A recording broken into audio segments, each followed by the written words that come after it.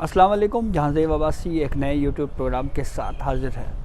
एक अहम मौजू जिसके ऊपर बात करेंगे, पाकिस्तान तहरीक इंसाफ और हुकूमत के दरमियान जो इस वक्त मुज़ाकराती अमल चल रहा है। बैकग्राउंड में एक दिलचस्प कहानी है और वो कहानी ये है कि इमरान खान ने अपने मुतालबात, जो पहले उनके मुतालबात थे, उससे इमरान खान पीछे हट गए हैं और ये बहुत बड़ा सेटबैक है पाकिस्तान तहरीक इंसाफ के लिए। और बिलखसूस इसकी वजूहात क्या हो सकती हैं, इसके ऊपर भी बात करेंगे। और इसके अलावा एक और ख़बर ये है कि इस पे भी गौर किया जा रहा है कि इमरान खान को हाउस अरेस्ट कर दिया जाए, यानी बनी गाला में जो उनकी रिहाइश गाह है वहाँ पे उनको उसको एज आ सब जेल करार दे दिया जाए। ये मामला क्या है, इसके ऊपर बात करते हैं। इस वक्त हुकूमती और पाकिस्तान तहरीक इंसाफ की जो मुज़ाकराती कमेटी है, उसके माबैन जो मुज़ाकराती अमल है वो 2 जनवरी को इसके ऊपर एक बैठक होने जा रही है। हुकूमत की जानिब से तमाम पार्लियामेंट्री पार्टीज़ जो इस वक्त हुकूमत का हिस्सा है, उनकी नुमाइंदगी हुकूमती कमेटी में शामिल है। गुज़िश्ता रोज़ की डेवलपमेंट ये थी कि पाकिस्तान तहरीक इंसाफ का एक इजलास हुआ और उस इजलास में कहा यह गया कि पहले, क्योंकि बात ये की गई थी कि पीटीआई अपने मुतालबात तहरीरी सूरत के ऊपर में जो है वो हमें पेश करे, तो इस पर कल डिस्कशन हुई है। और उस डिस्कशन के बाद पाकिस्तान तहरीक इंसाफ जो अपने तहरीरी सूरत में जो मुतालबात रखने जा रही है, उसमें से एक मुतालबा ये है कि 9 मई और 26 सितंबर के वाक़यात के ऊपर जुडिशल इंक्वायरी करवाई जाए या जुडिशल कमीशन तश्कील दिया जाए। दूसरा मुतालबा उनका कारकुनों की या सियासी कारकुनों की रिहाई है। इस मामले पे इमरान खान की रिहाई के हवाले से भी बातचीत हुई है जी, कि वो भी हमें इस तहरीरी तौर के ऊपर हमारी जो मुतालबात हैं उनको तहरीरी सूरत में लिखना चाहिए। तो इस मामले पे डिवीज़न बहरहाल पीटीआई के अंदर भी एक तरह से ये ज़रूर है कि एक कानूनी पहलू भी इसका है कि अदालतों में इमरान खान के ऊपर केसेस चल रहे हैं, तो ऐसी सूरत हाल में ये मुमकिन नहीं है कि जो है वो इमरान खान को रिहा कर दिया जाए। ये हुकूमत के हाथ में नहीं है, मतलब कुछ आइनी और कानूनी ज़िम्मेदारियाँ भी हैं, कुछ रिक्वायरमेंट्स हैं, उसके बग़ैर जो है ये मुमकिन होता हुआ नज़र नहीं आ रहा। लेकिन दिलचस्प बात यह है कि 8 फरवरी 2024 के आम इंतखाबात के बाद पाकिस्तान तहरीक इंसाफ ने सुप्रीम कोर्ट में एक पटिशन भी फ़ाइल की थी और फिर इसके ऊपर बहुत ज़्यादा बात भी की गई। फ्लोर ऑफ द हाउस पे बात हुई, जलसों में, धरनों में बात हुई, और वो मुतालबा इमरान खान का या पाकिस्तान तहरीक इंसाफ का ये था कि हमारा मैंडेट हमें वापस करें। और ये फॉर्म 47 की हुकूमत है और ये जो है वो धांधली ज़दा हुकूमत है, हम इसको नहीं मानते। हमारा जो चुराया गया मैंडेट है वो हमें वापस करें। अच्छा, गुज़रते हुए वक्त के साथ साथ आहिस्ता आहिस्ता ये बयानियाँ जो है ये हमें धुंधला होता हुआ दिखाई दिया, लेकिन अब ये बात टोटली मंजर-ए-आम से गायब है।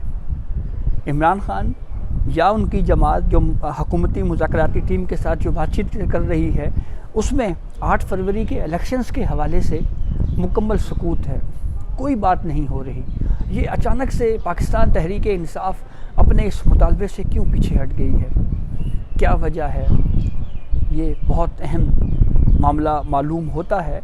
और बिलखसूस एक पटिशन जिसके ऊपर सुप्रीम कोर्ट के जजेस भी मखसूस नशिस्तों के केस में ये बात करते रहे हैं कि बहुत अहम दरख्वास्त है और वो इस वक्त पेंडिंग है और वो फंडामेंटल राइट्स के हवाले से बहुत अहम दरख्वास्त है। बिलखसूस जस्टिस आतर बिन अल्लाह साहब ये बात मखसूस नशिस्तों के केस में जो है वो ओपन कोर्ट में करते रहे हैं कि जो आम इंतखाबात में धांधली के हवाले से जुडिशल कमीशन की तश्कील का मामला है, उस दरख्वास्त को सुप्रीम कोर्ट को टेकअप करना चाहिए।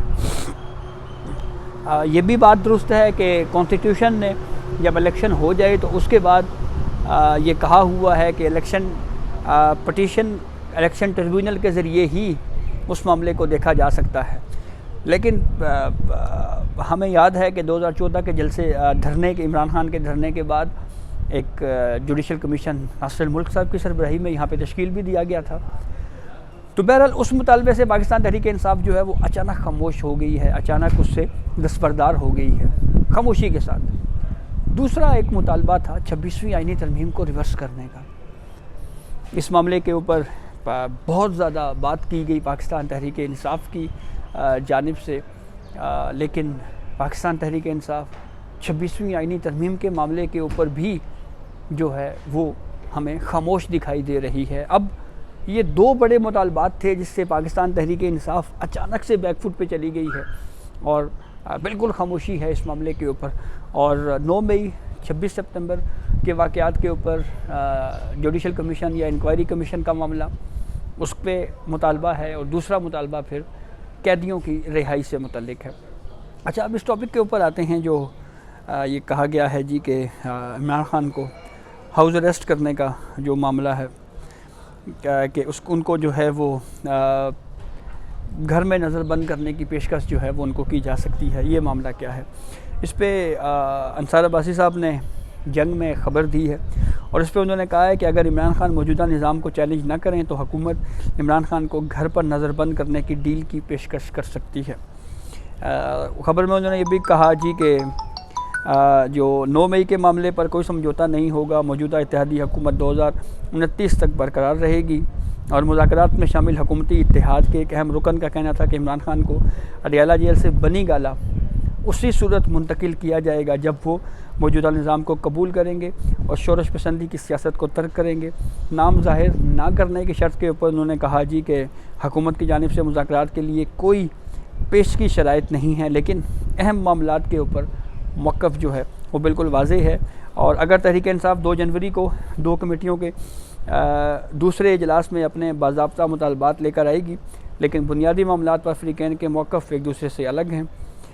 तो फिर उसके बाद ये भी कहा कि इमरान ख़ान इश्तिआल अंगेज़ी की सियासत तर्क और आइंदा इंतखाबात तक सुकून से बैठने पर रज़ामंद हो जाते हैं तो इन्हें अडियाला जेल से बनीगाला मुंतकिल करने पर गौर किया जा सकता है। ताहम रब्ता करने पर इरफान सिद्दीकी का कहना था कि इमरान ख़ान को बनीगाला मुंतकिल करने की तजवीज़ पर नून लीग से ताल्लुक़ रखने वाले कमेटी अरकान या इत्तेहादियों की नुमाइंदगी करने वाले दीगर कमेटी अरकान से बात नहीं की गई। पस पर्दा होने वाली बातचीत से मुतल्लिक़ नहीं जानते।